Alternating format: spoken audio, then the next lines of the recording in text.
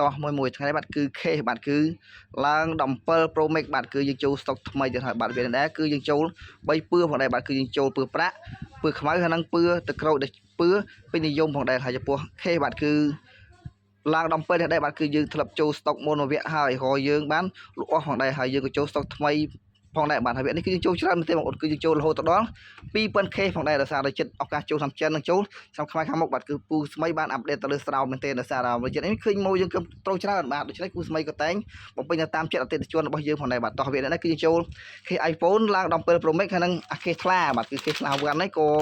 ដាច់ដែរគឺមានម៉ូយើង100ច្រើនដូច្នេះពូស្មីក៏បានយកមកផងដែរបាទបងប្អូនតែចង់រោទិញស្រោមទូរស័ព្ទថា Oppo Vivo គ្រប់សេរីឬក៏ម៉ូពូស្មីបាទដែល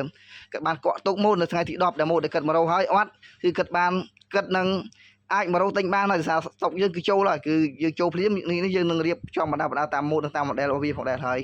បាទចំពោះយើងទិញ case វគ្គនេះច្រើនក៏បាទគឺស្រីម៉ៅបោះដុំបាទគឺគាត់បានព្រី